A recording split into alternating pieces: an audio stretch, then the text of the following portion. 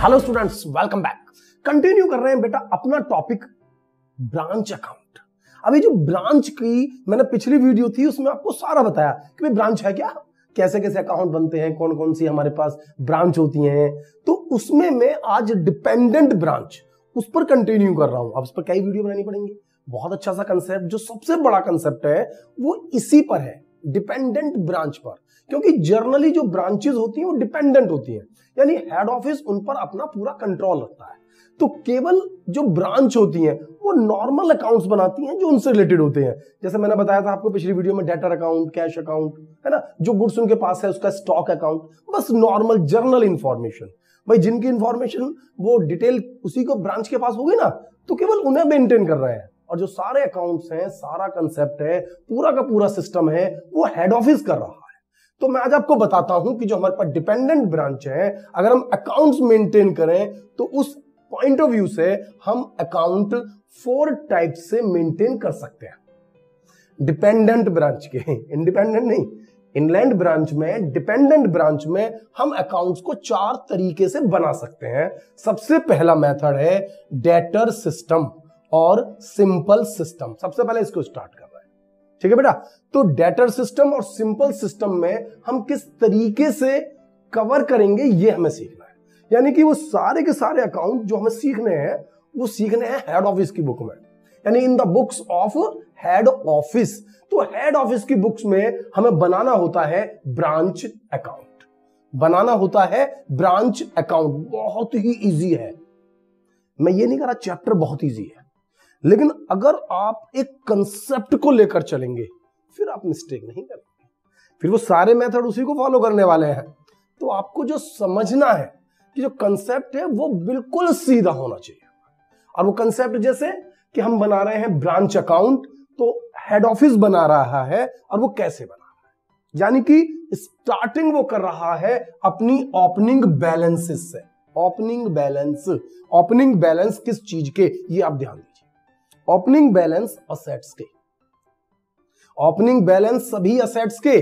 Branch के पास इस year, यानी कि जब मैं ईयर को स्टार्ट किया तो ब्रांच के पास कितना कैश था, कितना स्टॉक था, कितने डेटर थे, यदि फर्नीचर था तो फर्नीचर कितना था। इस असेट्स की बात चल रही है। तो कोई भी असेट्स हो सकती है, प्रीपेड एक्सपेंसेस भी हो सकते हैं। Assets means assets, you should know about that कि भाई असेट्स क्या है। चाहे वो लैंड हो, बिल्डिंग हो, प्लांट हो, मशीनरी हो, स्टॉक हो, डेटर हो, बीआर हो, प्रीपेड एक्सपेंसेस हो, कुछ भी हो। तो यहां इस बात से कंफ्यूज नहीं होना है, जो भी ब्रांच के पास असेट्स हैं उनका ओपनिंग बैलेंस। पहला पॉइंट कि एक पॉइंट मेरे पास ये होना चाहिए।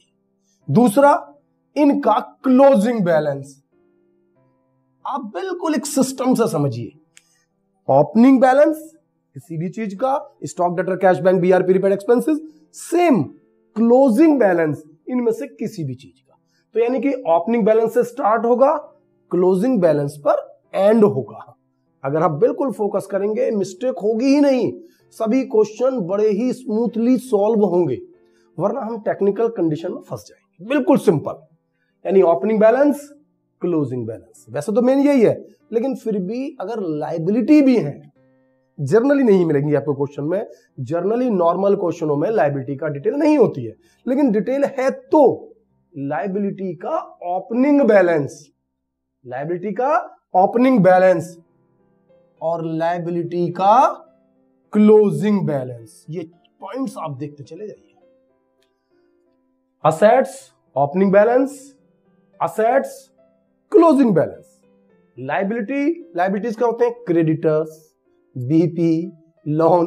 भाई जनरली क्या होता है, क्रेडिटर्स होते हैं, आउटस्टैंडिंग एक्सपेंसेस है, यही 2 चीज मिलेंगी आपको हमेशा। इसलिए ज्यादा टेंशन लेने वाली कोई बात है ही नहीं, क्रेडिटर और आउटस्टैंडिंग एक्सपेंसेस कोई रह रहा है तो। ओपनिंग बैलेंस, ओपनिंग ईयर के स्टार्ट में यदि कोई लायबिलिटी है और ईयर के लास्ट में कोई लायबिलिटी बची हुई है तो। ये 4 पॉइंट समझ में आ गए। एक पॉइंट ये हो गया पूरा, एक पॉइंट ये हो गया पूरा, 1 2, एक पॉइंट ये हो गया बैलेंस पूरा, यहां तक लिखा हुआ है 3, एक ये हो गया अपनी बैलेंस 4 पॉइंट हो गए। इसके अलावा इसके अंदर जो आपको समझना है वो बिल्कुल फोकस करके समझना है। लैंग्वेज में आपको फंसा सकता है, फंसना नहीं है, बिल्कुल सिस्टमेटिक वे से चलना है भाई। Opening balance, closing balance, opening balance, closing balance, generally ये वाले नहीं होते हैं, यही ओपनिंग और क्लोजिंग बैलेंस तो जरूर होते हैं, इसका भी ध्यान रखना। अब केवल और केवल इसमें जो आएगा, कितनी ही डिटेल दे रखी हो आपको, बिल्कुल एक सिस्टम से चलिए। हेड ऑफिस ब्रांच को जो भी भेज रहा है, हेड ऑफिस ने जो भी ब्रांच को भेजा है, क्या भेजता है हेड ऑफिस? हेड ऑफिस भेजता है गुड्स। हेड ऑफिस गुड्स भेजता है ब्रांच को। हेड ऑफिस गुड्स भेजेगा बेचने के लिए कि ब्रांच उस गुड्स को सेल आउट करे, तो ब्रांच उस गुड्स को सेल आउट करेगी। तो ब्रांच को, ये ध्यान से रखना, 1 2 3 4, अब इसमें जो 5th आइटम है ये मोस्ट इंपोर्टेंट, ये है वो गुड्स जो हेड ऑफिस ने ब्रांच को भेजा। To goods send to branch account, यानी कि ये वो गुड्स जो हेड ऑफिस ने ब्रांच को भेजा। इसके अलावा ब्रांच एक चीज, मतलब हेड ऑफिस ब्रांच को एक और चीज भेजती है, और वो है पैसा खर्च करने के लिए। भाई ब्रांच भी तो एक्सपेंसेस करेगी, कहां से करेगी? या तो ब्रांच के पास जो सेल होकर आई है उसमें से काट लो, अदरवाइज हेड ऑफिस पूरा कंट्रोल करती है, तो पूरी कंट्रोलिंग में वो हर खर्चे के लिए पैसे अलग से भेजेगी। तो इन टू बैंक कोई भी एक्सपेंसेस के लिए सभी पैसे हेड ऑफिस भेजेगा, यानी कि 5 नंबर पॉइंट, और ये हो गया 6 नंबर पॉइंट। ध्यान से, बिल्कुल एक सिस्टमेटिक वे से आपको समझना है। असेट्स का ओपनिंग, असेट्स का क्लोजिंग, लायबिलिटी का ओपनिंग, लायबिलिटी का क्लोजिंग, दो चीजें हेड ऑफिस आपको भेजेगी ब्रांच को। To goods send to branch account, और पैसे खर्च करने के लिए। 2 पॉइंट हो गए। इसके अलावा कुछ भी नहीं आना है टू साइड में। क्रेडिट साइड, इन दो चीजों का अपोजिट भाई हेड ऑफिस ने ब्रांच को क्या भेजा? गुड्स भेजा, पैसे भेजे, तो ब्रांच भी तो हेड ऑफिस को कुछ भेजेगी। क्या? एक तो ये बेटा जो गुड्स भेजा था, goods send to branch account, जो गुड्स भेजा था हो सकता है उसमें से कुछ गुड्स ऐसा हो जो ब्रांच के यहां बिकता ही नहीं है, तो ब्रांच क्या करेगी? रिटर्न कर देगी। भाई हमारे यहां सेल ही नहीं होता, आप इसे वापस ले लीजिए वरना खराब हो जाएगा, बेकार हो जाएगा। तो जो रिटर्न कर रही है, यानी कि goods send to branch account, अब एक उधर है goods send to branch account, और ये हमारे पास हो गया 7th पॉइंट, और ये रिटर्न है। क्या है बेटा? ये रिटर्न, वापस आ रहा है ये गुड्स, हेड ऑफिस बना रहा है। हम हेड ऑफिस है, in the books of head office, हम हेड ऑफिस में हैं, और हेड ऑफिस की तरफ से ये ब्रांच अकाउंट बना रहे हैं हमने, यानी हेड ऑफिस ने एक गुड्स भेजा, कुछ पैसे भेजे एक्सपेंसेस के लिए, जबकि ब्रांच ने अगर कोई गुड्स बेकार है, खराब है, समझ में नहीं आ रहा है, वो नहीं बिक रहा है वहां, तो हम उसे वापस मंगा लेंगे, ब्रांच उसे हमें रिटर्न कर रही है, तो by goods send to branch account, goods return. इसके अलावा जैसे हमने पैसे भेजे नहीं भेजे, हेड ऑफिस ने ब्रांच को एक्सपेंसेस के लिए पैसे भेजे, तो सारे पैसे क्या हेड ऑफिस ही भेजता रहेगा? ब्रांच भी तो गुड्स बेचेगी, तो ब्रांच ने जो गुड्स बेचा है, सेल किया है, वहां से उसके पास पैसा आया है। अब यहां पर जो गलतियां होंगी उस पर फोकस करना। यहां पर हमें यह नहीं लिखना है कि कितनी सेल हुई, ना ना ना, मुझे यहां पर यह अमाउंट लिखनी है जितने पैसे ब्रांच ने हेड ऑफिस को भेजे, यानी कि हेड ऑफिस के पास आए। जितने पैसे ब्रांच ने हेड ऑफिस को भेजे, यानी जितने पैसे हेड ऑफिस के पास आए, यहां पर फोकस करना है। यानी हेडिंग देखिए बाय बैंक है, यहां पर जब पैसे हेड ऑफिस ने भेजे थे तो टू बैंक है, एक्सपेंसेस कोई भी हो सकते हैं उसके अंदर, तो मैंने एक्सपेंसेस के नाम से एंट्री नहीं बनाई है, समझाया है केवल। ऐसे ही बाय बैंक, जो पैसा ब्रांच ने हेड ऑफिस को भेजा, तो ब्रांच हेड ऑफिस को कौन सा पैसा भेजेगी, ये आपको लॉजिक लगाना है। पैसा आएगा कहां से? पैसा दो तरीके से ब्रांच के पास हो सकता है। यदि वो केवल कैश में बेचती है तो कैश सेल होगी, और यदि वो उधार भी बेचती है तो कलेक्शन फ्रॉम डेटर भी होगा, जो वो उधार बेचती है, डेटर से कलेक्शन हुआ, कभी कभी पैसा हुआ, हमें उससे मतलब नहीं है कब का, यहां का, वहां का, मुझे नहीं। जितना भी पैसा डेटर से आया, जितना भी पैसा, मतलब कौन से डेटर से? ब्रांच ने जो अपने कस्टमर से, अपने डेटर से पैसा कलेक्ट किया, वो पैसा यानी कलेक्शन फ्रॉम डेटर, और वो पैसा जो उसने नगद माल कैश में गुड्स बेचकर इकट्ठा किया, वो सभी पैसा वो हेड ऑफिस को भेज देगी। तो हेड ऑफिस के पास पैसा आ गया, यानी कि ये हो गया हमारा 8वां पॉइंट, ये पैसा मेरे पास आ गया। ठीक है, हेड ऑफिस के पास opening assets, closing assets, opening liability, closing liability. Head office ने गुड्स भेजा, हेड ऑफिस ने पैसा भेजा। अपोजिट, ब्रांच ने वापस कर दिया गुड्स, ब्रांच ने पैसा भेजा। ब्रांच के पास पैसा कहां से आया? एक कैश सेल्स करके आ सकता है, दूसरा कलेक्शन फ्रॉम डेटर से आ सकता है, या सीधा direct remittance to head office. Head office को पैसा भेज दिया गया, तो भेज दिया गया। और अब सीधा सीधा नेट डिफरेंस आपको निकालना है, यानी कि क्रेडिट साइड अगर ज्यादा है, डेबिट साइड कम है, तो यह हुआ मेरा प्रॉफिट। क्या हुआ? मेरा प्रॉफिट। और मैं कहां ले जाऊंगा? क्योंकि मैं हेड ऑफिस हूं, मेरे लिए तो नेट प्रॉफिट सारा एक साथ आएगा, तो to journal profit and loss.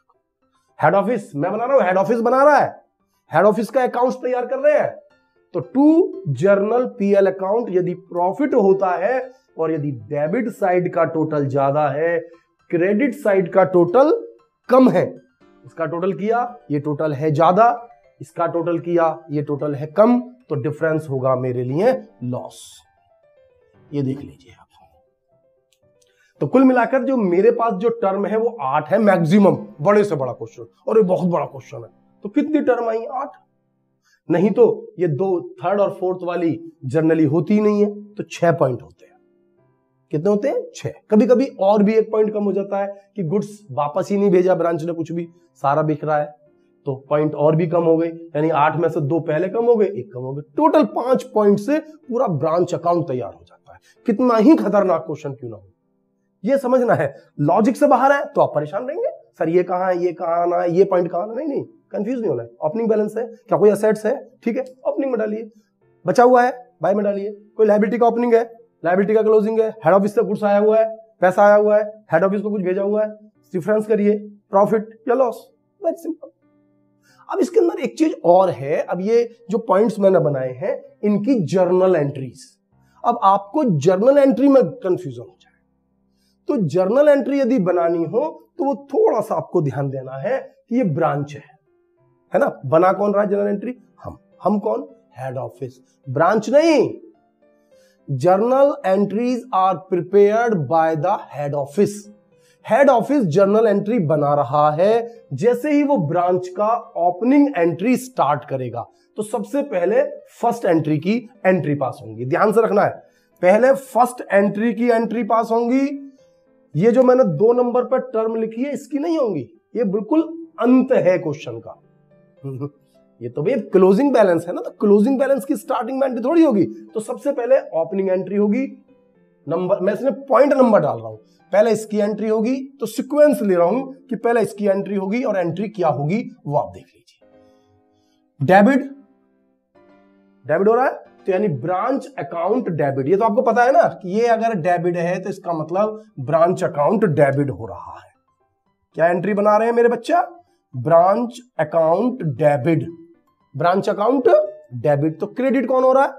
Credit हो रहा है मेरा stock, branch account debit to stock, to debtor etcetera. मैं लिख दे रहा हूं जितनी भी एसेट्स हो उसमें कोई इशू नहीं है, कोई भी नाम हो।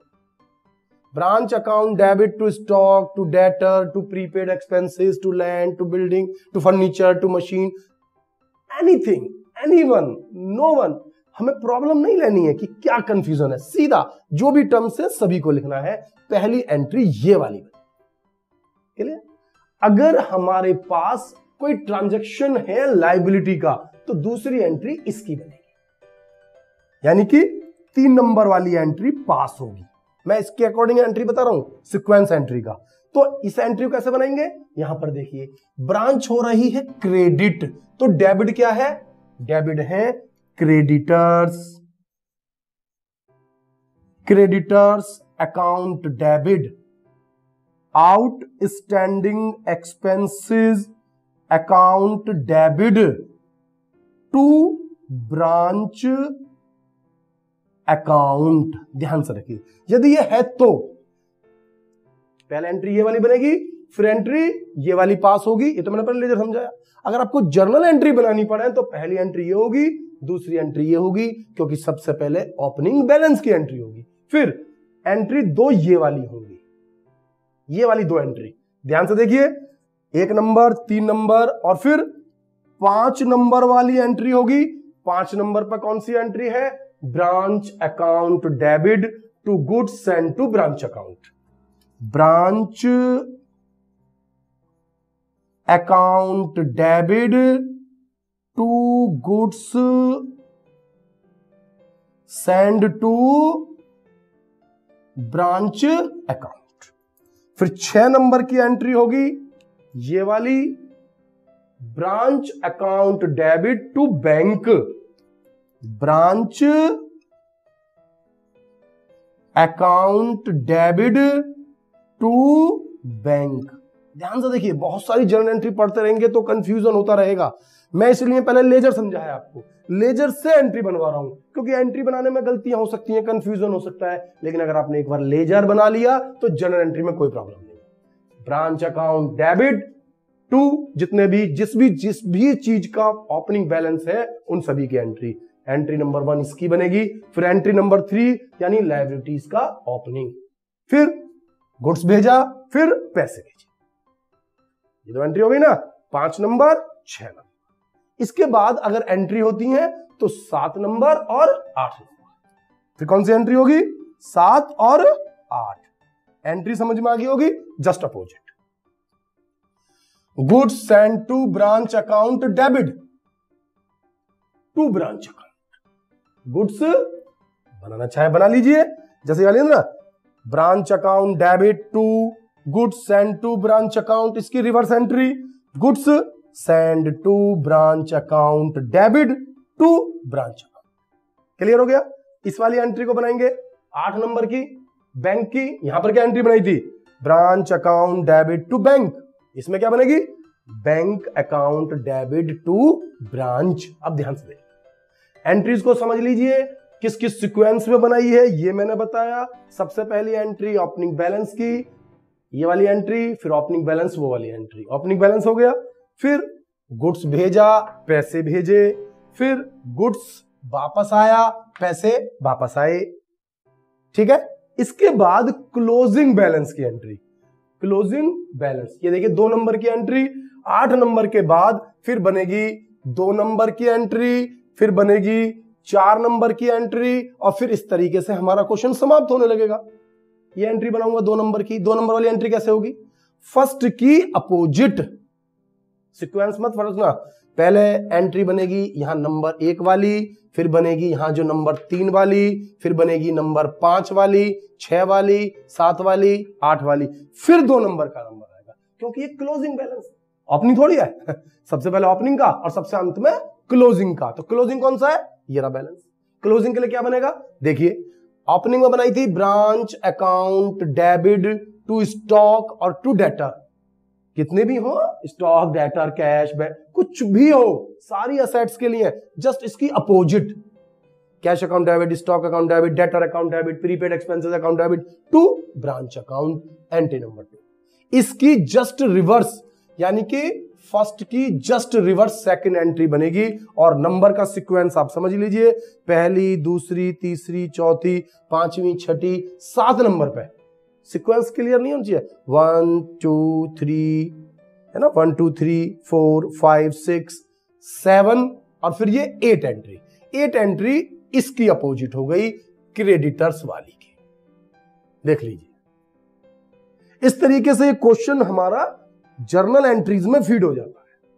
जर्नल एंट्री बनाना बिल्कुल टिपिकल नहीं है, बहुत आसान है, लेकिन इन सभी के बीच में हेड ऑफिस एक एंट्री बना सकता है। सीक्वेंस देख लेना, 1 2 3, 1 2 3 4 5 6 7 8 एंट्री बनाने के बाद वो 9 नंबर पर जो एंट्री बनाएगा वो कौन सी बनाएगा? 9 नंबर पर एक एंट्री और बनती है उसकी कि जितना भी गुड्स हेड ऑफिस को आ रहा है यार, ना goods send to branch account, इसमें से goods send to branch account जो रिटर्न हो जाएगा उसके पास जो नेट आएगा। आप भी देखिए ना, जब आप फाइनल अकाउंट बनाते हैं तो जितना भी गुड्स आपने खरीदा वो कहां जाता है? ट्रेडिंग अकाउंट में। जितना भी आपने सेल किया है वो कहां जाता है? ट्रेडिंग अकाउंट में। हेड ऑफिस ने तो एक तरह से गुड्स ब्रांच को भेज दिया बेचने के लिए, तो वो गुड्स कहां गया? ट्रेडिंग अकाउंट में। यानी कि आपको यहां मतलब ब्रांच से रिलेटेड एंट्री नहीं है ये 9 नंबर एंट्री हमारी ब्रांच से रिलेटेड नहीं है, ब्रांच का कोई मतलब नहीं है इसमें। ये हेड ऑफिस बना रहा है तो हेड ऑफिस को अपने यहां बनानी है और इसमें ब्रांच का नाम नहीं आना है, इसमें ब्रांच का नाम नहीं आना है। बस जो गुड्स की एंट्री बनाई थी to goods send to branch account, अब यहां पर goods send to branch account debit, goods send to branch account debit to trading account, उस पैसे को वो ट्रेडिंग अकाउंट में ट्रांसफर कर देगा और मैक्सिमम 10 नंबर की जो एंट्री है वो आपको बनानी है branch account debit to journal PL account या journal PL account debit to branch account. Profit होगा, फोकस, प्रॉफिट होगा तो branch account debit to journal PL account, loss होगा तो journal PL account debit to branch. ये जो journal होता है इससे जर्नल बनाने का, सॉरी जो लेजर होता है इससे जर्नल बनाने का कंसेप्ट बिल्कुल क्लियर होना चाहिए। इससे बहुत फायदा होता है, जर्नल से लेजर, लेजर से जर्नल, आपने ये समझा और इसके थ्रू हम सारी एंट्री पास कर डालेंगे। सीक्वेंस क्लियर हो गया, एंट्रीज क्लियर हो गई, टोटल मिलाकर कितने पॉइंट्स इसमें कवर हुए? 8 पॉइंट आते हैं बस इसके अंदर, 9वां पॉइंट तो इसमें आता ही नहीं है। 8 पॉइंट डाले, क्वेश्चन हमारा मैच कर गया। इन्हीं के अंदर एडजस्टमेंट, इन्हीं के अंदर टेक्निकल पॉइंट्स होंगे, इन्हीं को समझना है बार बार, बस क्वेश्चन हमारा इसी के अंदर।